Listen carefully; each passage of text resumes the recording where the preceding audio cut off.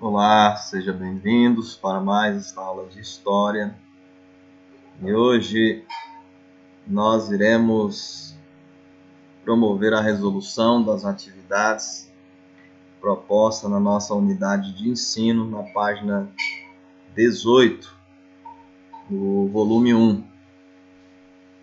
No vídeo passado, anteriormente, nós abordamos sobre o processo de formação das monarquias nacionais absolutistas e hoje nós iremos realizar a resolução de algumas questões, de algumas atividades na página 18 do nosso material didático. Então, logo na introdução, nós temos a seguinte questão.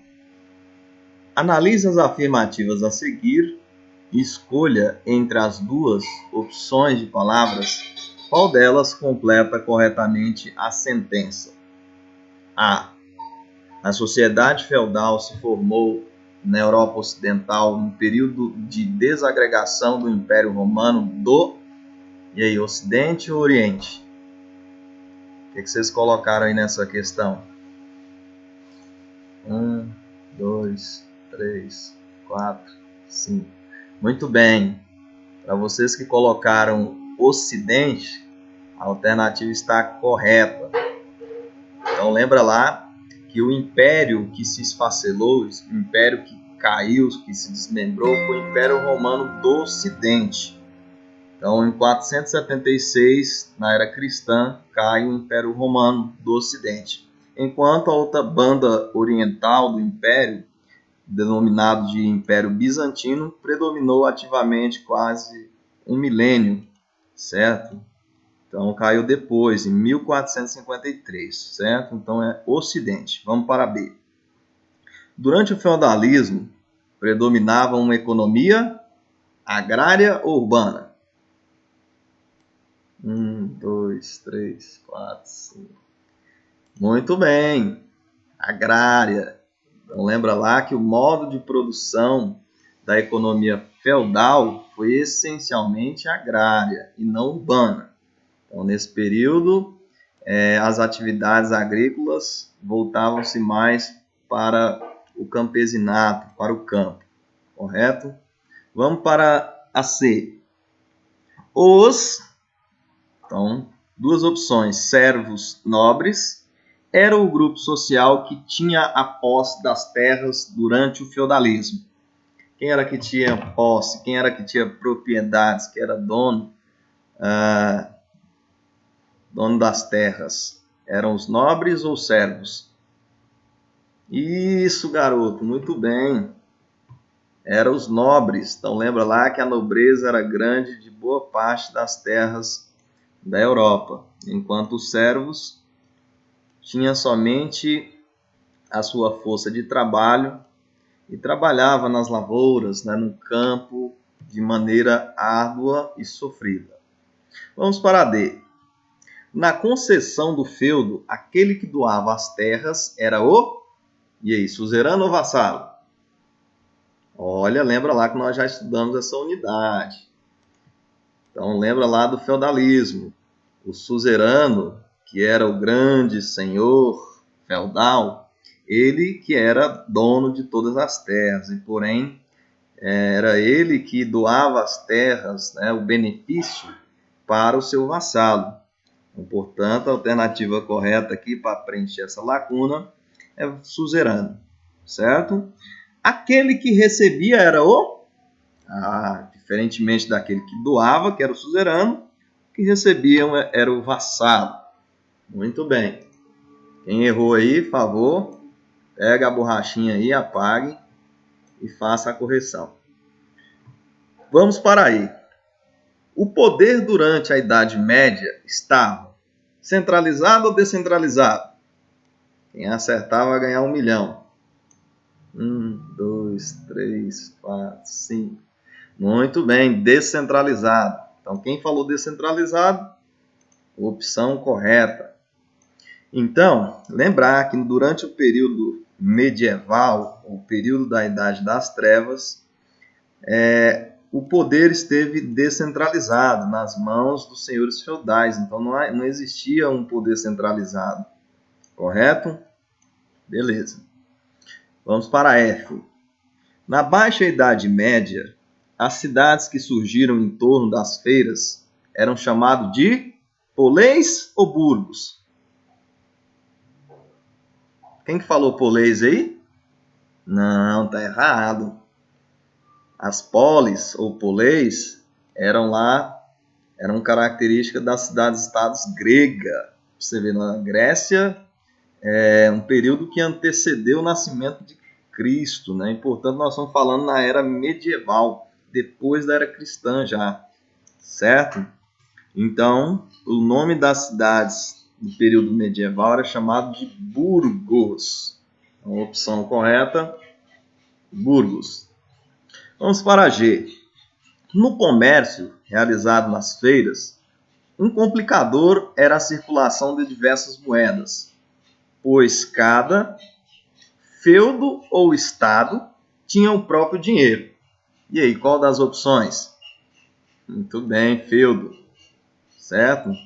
Então, lembra lá que cada feudo possuía as suas próprias leis, possuía o seu próprio governante, a sua própria regulamentação, cunhavam suas próprias moedas, certo? Então, cada um diferenciava do outro. Vamos para a H. Com o crescimento das cidades, os moradores criaram as guildas ou comunas, que defendiam os interesses dos burgueses com relação aos senhores feudais. Quem falou comunas? Parabéns. A opção certa é comunas, né? Então eram associações compostas por burgueses, né, que visavam defender os seus interesses em relação à nobreza feudal. Muito bem, então terminamos aqui essa parte de Organize as Ideias. Aqui nessa próxima página retrata sobre o processo de formação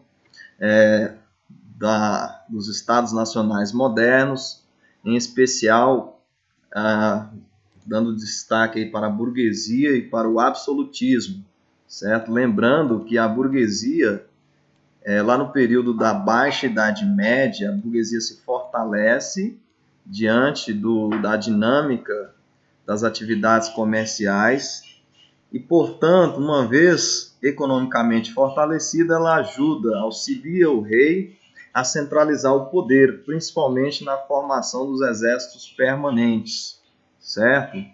E é justamente com a formação desse exército que o rei gradativamente vai centralizando o poder em suas mãos, certo?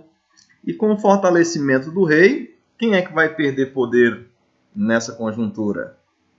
Muito bem, a Igreja Católica. Então, a Igreja Católica, que durante muito tempo, né, durante o período medieval, praticamente controlava ideologicamente as pessoas, ela perde poder, né, justamente em função do fortalecimento do rei, que passa a determinar as leis, né, e a regulamentação da sociedade.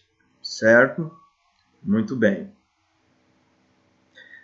Então, aqui nós temos um mapa que retrata o período do século XVII, lembrando que esse sistema político chamado de absolutismo foi um sistema que predominou entre o século XV, certo? Com o fim do período medieval e estendeu até por volta do século XVIII, certo?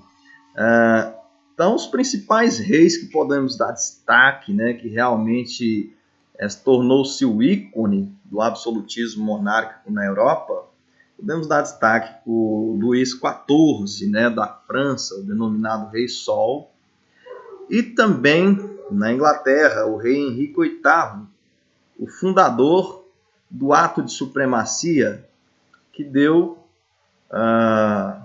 origem à religião protestante, que foi o anglicanismo, que se tornou a religião oficial da Inglaterra. Posteriormente falaremos sobre as reformas protestantes na Europa. Aqui, como vocês percebem ainda, Em pleno século XV, nós não tínhamos a formação ainda de todos os estados, então somente alguns estados haviam passado pelo processo de formação.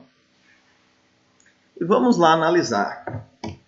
Uma outra, organize as ideias. Responda em seu caderno as seguintes questões. 1. De que forma a unificação de territórios sob o governo de um rei poderia beneficiar os burgueses? Então, de que maneira? É claro que a burguesia, quando ela se alia ao rei, ela objetivava algo. Ela não fez isso gratuitamente.